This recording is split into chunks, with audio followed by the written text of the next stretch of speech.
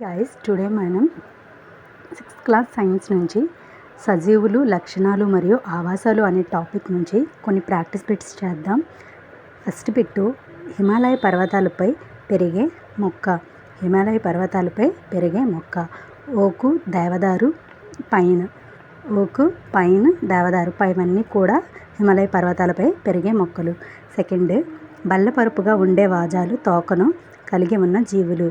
ఇవి చూడడానికి చిన్న బిట్స్ లానే ఉంటాయి, కానీ మనం ఓవర్లుక్లో బై మిస్టేక్లో రాంగ్ పెట్టే అవకాశం ఉంది కాబట్టి ప్రతి బిట్టు మనకి ఇంపార్టెంట్ కాబట్టి నేర్చుకోవాలి. బల్లపరుపుగా ఉండే వాజాలు తోకను కలిగి ఉన్న జీవులు చేపలు. ఆన్సర్ చేపలు. మూడోది నీటిలో కరిగి ఉన్న ఆక్సిజన్ను ఉపయోగించుకోవడానికి చేపలకు సహాయపడే నిర్మాణాలు. నీటిలో కరిగి ఉన్న ఆక్సిజన్ను ఉపయోగించుకోవడానికి చేపలకు సహాయపడే నిర్మాణాలు మొప్పలు. ఆన్సర్ మొప్పలు. ఫోర్త్ వన్, జీవులు ఏ ప్రాంతంలో నివసిస్తాయో ఆ ప్రాంతాన్ని డాష్ అంటారు. జీవులు ఏ ప్రాంతంలో నివసిస్తాయో ఆ ప్రాంతాన్ని డాష్ అంటారు. ఆవాసం అంటారు. ఆక్లిమైటైజేషన్ అనగానే ఆక్లిమైటైజేషన్. ఆన్సర్ వాతావరణ అనుకూలత. ఫిఫ్త్ వన్, ఆక్లిమైటైజేషన్ అనగా అంటే వాతావరణ అనుకూలత. ఆరోది, ఒక కొత్త మొక్క యొక్క జీవన ఆరంభం అనగా మొలకెత్తడం. జీవనారంభం అంటే మొలకెత్తడం. సెవెంత్ వన్, ఎడారిలో ఇసుకలో లోతైన బొరియలు చేసుకొని నివసించే జీవులు. ఎడారిలో ఇసుకలో లోతైన బొరియలు చేసుకొని నివసించే జీవులు పాములు, ఎలుకలు. ఎనిమిదోది, ఎడారి మొక్కలు ప్రక్రియ ద్వారా అతి తక్కువ నీటిని కోల్పోతాయి. ఎడారి మొక్కలు ప్రక్రియ ద్వారా అతి తక్కువ నీటిని కోల్పోతాయి. బాష్పోత్సేకం. ఆన్సర్ బాష్పోత్సేకం. తొమ్మిదోది, ఎడారి మొక్కలలో కిరణజన్య సంయోక్రియను జరిపే భాగం. ఎడారి మొక్కల్లో కిరణజన్య సంయోక్రియను జరిపే భాగం ఏది అంటే కాండం. ఆన్సర్ కాండం. 10వ బిట్టు, కాక్టస్లో ఆకు మాదిరిగా కనిపించే నిజానికి దాని యొక్క డాష్. కాక్టస్లో ఆకు మాదిరిగా కనిపించే నిజానికి దాని యొక్క డాష్ అంటే కాండం. కాక్టస్లో ఆకు మాదిరిగా కనిపించేది ఏది అంటే కాండం. 11వ బిట్టు, సాధారణంగా శంకు ఆకారంలో ఉండి వాలుగా ఉన్న కొమ్మలను కలిగిన చెట్లు ఈ ప్రాంతంలో ఉంటాయి. పర్వతాలు. ఆన్సర్ పర్వతాలు. సాధారణంగా శంకు ఆకారంలో ఉండి వాలుగా ఉన్న కొమ్మలను కలిగిన చెట్లు ఈ ప్రాంతంలో ఉంటాయి అంటే పర్వతాలు. శంకు ఆకారంలో ఉంటాయి, వాలుగా ఉన్న కొమ్మలను కూడా కలిగి ఉంటాయి. ఎక్కడ ఉంటాయి అంటే ఏ ప్రాంతంలో? పర్వతాలు అనే ప్రాంతం దగ్గర ఉంటాయి. 12వది, మంచు, చిరుతపులి, జడలబర్రి, కొండగొర్రెలు ఈ ఆవాసానికి అనుకూలం చెందుతాయి. మంచు, చిరుతపులి, జడలబర్రె, కొండగొర్రెలు ఈ ఆవాసానికి అనుకూలం చెందుతాయి అంటే పర్వత ప్రాంతం. ఆన్సర్ పర్వత ప్రాంతం. సింహం కింది ఏ రంగులో ఉంటుంది అంటే లేత గోధుమ రంగులో ఉంటుంది. 14వది, తన భక్షకాల కదలికను వినడానికి వీలుగా పెద్ద చెవులను కలిగి ఉండే జంతువు జింక. ఆన్సర్ జింక. తన భక్షకాల కదలికలను వినడానికి వీలుగా పెద్ద చెవులను కలిగి ఉండే జంతువు జింక.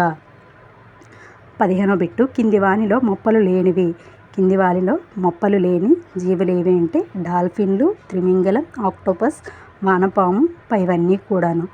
మొప్పలు లేనివి ఏంటి? డాల్ఫిన్, త్రిమింగలం, ఆక్టోపస్, వానపాము పైవన్నీ కూడా అవుతాయి. 16వది, ఎడ్వర్డ్ లియర్ రాసిన గేయాల సంపుటి. ఎడ్వర్డ్ లియర్ రాసిన గేయాల సంపుటి ఏంటి అంటే complete nonsense. Answer complete nonsense. 17వది, శ్వాసక్రియలో తీసుకున్న గాలిలో మనం శరీరం ఉపయోగించుకునే వాయువు.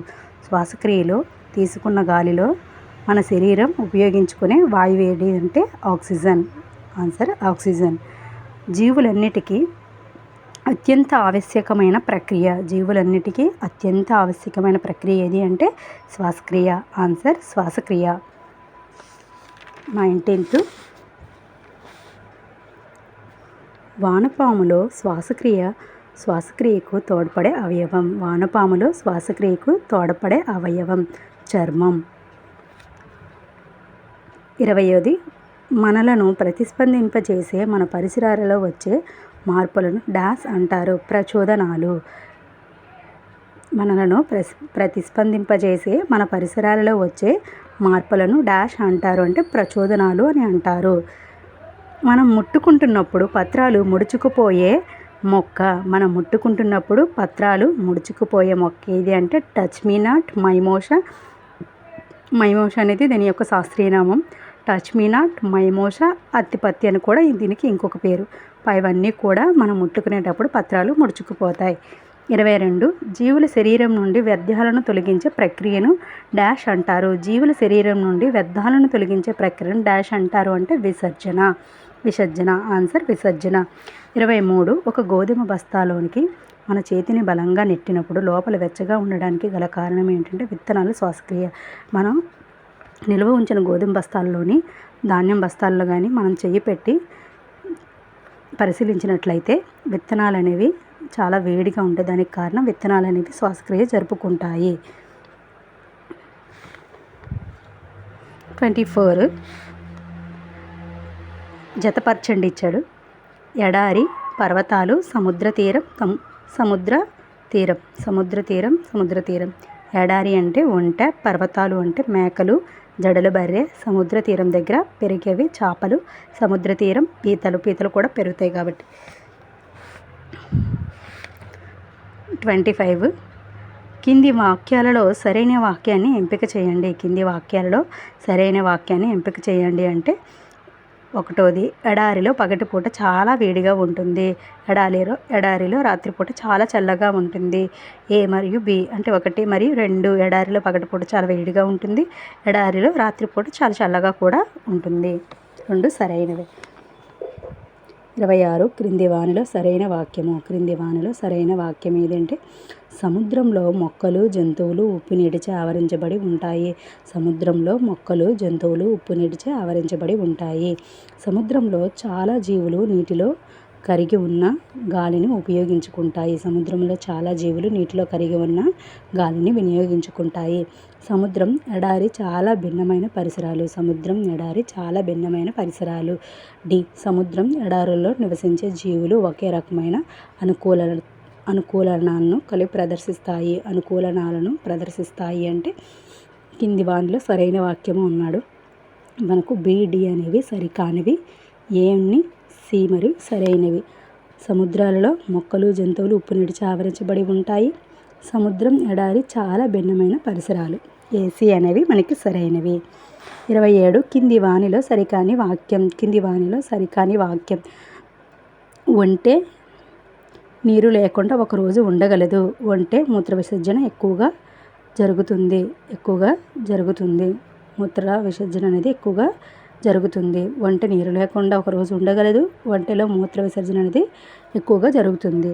28 క్రింది వానిలో సరైన వాక్యం. కింది వానిలో సరైన వాక్యం.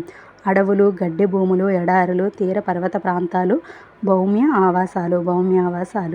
2 సరస్సులు, నదులు, మహాసముద్రాలు, జలావాసాలు. సరస్సులు, నదులు, మహాసముద్రాలు, జలావాసాలు. 3 ఒక ప్రాంతంలో జీవించే మొక్కలు జంతువులను ఆ ఆవాసపు సజీవ అంశాలు అంటారు. పైవన్నీ కూడా సరైనవే. అడవులు, గడ్డి భూములు, ఎడారులు, తీర పర్వత ప్రాంతాలు భౌమ్య ఆవాసాలు. 2 సరస్సులు, నదులు, మహాసముద్రాలు, జలావాసాలు. మహాసముద్రాలు అనేవి జలావాసాలు. ఒక ప్రాంతంలో జీవించే మొక్కలు జంతువులను ఆ ఆవాసపు సజీవ అంశాలు అంటారు. పైవన్నీ కూడా సరైనవే. 29 క్రింది వాక్యాలలో సరైన వాక్యాన్ని ఎంపిక చేయండి. క్రింది వాక్యాలలో సరైన వాక్యాన్ని ఎంపిక చేయండి. అనుకూలం కొద్ది కాలంలో సంభవింపదు. అనుకూలం కొద్ది కాలంలో సంభవింపదు. 2 ఒక ప్రాంతపు నిర్జీవాంశాలు కూడా చాలా నెమ్మదిగా మారుతాయి. ఒక ప్రాంతపు నిర్జీవాంశాలు కూడా చాలా నెమ్మదిగా మారుతాయి. 1 మరియు 2 సరైనవే. అనుకూలం అనేది కొద్ది కాలంలో సంభవింపదు. ఒక ప్రాంతపు నిర్జీవాంశాలు కూడా చాలా నెమ్మదిగా మారుతాయి.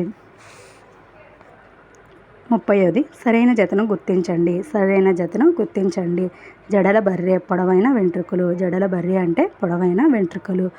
మంచు చిరుతపులులు అంటే శరీరం అంతా దట్టమైన బొచ్చు. మంచు చిరుతపులులు అంటే శరీరమైన దట్టమైన బొచ్చు. పర్వత ప్రాంత వృక్షాలు అంటే పైవన్నీ కూడా సరైనవే. పర్వత ప్రాంత వృక్షాలు సూదుల వంటి ఆకులు, పర్వత ప్రాంత వృక్షాలన్నీ కూడా సూదుల వంటి ఆకులను కలిగి ఉంటాయి. పైవన్నీ కూడా సరైనవే. నెక్స్ట్ వన్, మన చుట్టూ ఉన్న గాలి. ఈ టాపిక్ నుంచి కూడా కొన్ని ఇంపార్టెంట్ బిట్స్ ప్రాక్టీస్ చేద్దాం. మన చుట్టూ ఉన్న గాలి. ఫస్ట్ బిట్టు, మన భూమి డాష్తో చుట్టబడి ఉంది. మన భూమి డాష్తో చుట్టబడి ఉంది అంటే పలుచని గాలి పొరతో, పలుచని గాలి పొరతో చుట్టబడి ఉంది. మన భూమి డాష్తో చుట్టబడి ఉంది అంటే పలుచని గాలి పొర, పలుచని గాలి పొర. 22ది, ప్రజలు ఈ శతాబ్దం వరకు గాలి కేవలం ఒక పదార్థం అని భావించేవారు. ప్రజలు ఈ శతాబ్దం వరకు గాలి కేవలం ఒక పదార్థం అని భావించేవారు అంటే 18వ శతాబ్దం వరకు మనకి ప్రజలు అనేవారు గాలి అనేది కేవలం ఒక పదార్థం అని భావించేవారు. 3వది, గాలి క్రింది వాటి మిశ్రమం. గాలి అనేది క్రింది వాటి మిశ్రమం, అనేక వాయువుల మిశ్రమం, అనేక వాయువుల మిశ్రమం. 4వది, ప్రకృతిలోని గాలిలో నీటి బిందువులు ఉండడం ఈ ప్రక్రియకు చాలా ముఖ్యం. ప్రకృతిలోని గాలిలో నీటి బిందువులు ఉండడం ఈ ప్రక్రియకు చాలా ముఖ్యం. ఆన్సర్ జలచక్రం. ఆన్సర్ ఏంటి? జలచక్రం. 5వది, మండడానికి సహాయపడే గాలిలోని అంశమే ఆక్సిజన్. మండడానికి సహాయపడే గాలిలోని అంశమే ఆక్సిజన్. 6వది, గాలిలో అధిక భాగంలో ఉండే వాయువులు. గాలిలో అధిక భాగంలో ఉండే వాయువులు ఏవి అంటే నైట్రోజన్. నైట్రోజన్ అనేది మనకి గాలిలో అధికంగా ఉంటుంది. 7వది, మన చుట్టూ ఉన్న గాలిలో స్వల్పంగా ఉండే వాయువు. మన చుట్టూ ఉన్న గాలిలో స్వల్పంగా ఉండే వాయువు ఏది అంటే కార్బన్ డైఆక్సైడ్, CO2. మన చుట్టూ ఉన్న గాలిలో స్వల్పంగా ఉండే వాయువు ఏది అంటే CO2, కార్బన్ డైఆక్సైడ్. 8వది, గాలి సంఘటనం ప్రాంతాలను బట్టి డాష్ అంటే గాలి సంఘటనం ప్రాంతాలను బట్టి అంటే మారుతుంది. గాలి సంఘటనం ప్రాంతాలను బట్టి మారుతుంది. 9వది, గాలిలో నైట్రోజన్, ఆక్సిజన్ కలిపి డాష్ ఉంటాయి అంటే 99% ఉంటాయి. గాలిలో నైట్రోజన్, ఆక్సిజన్ కలిపి ఈ రెండు కలిపి ఎంత శాతం ఉంటాయి అంటే 99% అనేది గాలిలో ఉంటాయి. నైట్రోజన్, ఆక్సిజన్ 99% ఉంటాయి. 10వది, మొక్కల్లో శ్వాసక్రియకు అవసరమయ్యే వాయువు ఆక్సిజన్. మొక్కల్లో శ్వాసక్రియకు అవసరమయ్యే వాయువు ఏది అంటే ఆక్సిజన్. 11వది, క్రింది వాక్యాల్లో సరైన వాక్యాన్ని ఎంపిక చేయండి. కింది వాక్యాల్లో సరైన వాక్యాన్ని ఎంపిక చేయండి. జలచక్రంలో గాలి ఒక ముఖ్య పాత్ర పోషిస్తుంది. జలచక్రంలో గాలి ఒక ముఖ్య పాత్ర పోషిస్తుంది. గాలి యొక్క ఉనికి వల్లనే పక్షులు, గబ్బిలాలు, కీటకాలు ఎగరగలుగుతున్నాయి. 1 మరియు 2 కూడా సరైనవే.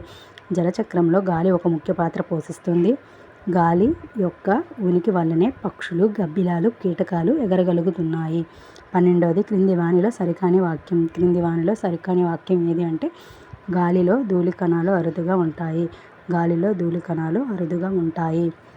13వది, క్రింది వానిలో సరైన వాక్యాన్ని గుర్తించండి. క్రింది వానిలో సరైన వాక్యాన్ని గుర్తించండి అంటే మట్టిలో జీవిస్తున్న జీవులకు కూడా శ్వాసించడానికి ఆక్సిజన్ అవసరం. మట్టిలో జీవిస్తున్న జీవులకి కూడా శ్వాసించడానికి ఆక్సిజన్ అవసరం. 2వది, మొక్కలు తమ ఆహారాన్ని తామే సొంతంగా తయారు చేసుకుంటాయి. మొక్కలు తమ ఆహారాన్ని తామే సొంతంగా తయారు చేసుకుంటాయి. 3వది, అనేక మొక్కలలో విత్తన వ్యాప్తికి గాలి సహాయపడుతుంది. పైవన్నీ కూడా సరైనవే. పైవన్నీ కూడా సరైనవే. అనేక మొక్కలలో విత్తన వ్యాప్తికి గాలి సహాయపడుతుంది. టుడే మనం సోషల్ సైన్స్ బిట్స్ ప్రాక్టీస్ చేసాం కదా. నెక్స్ట్ రిమైనింగ్ బిట్స్ కూడా ప్రాక్టీస్ చేద్దాం.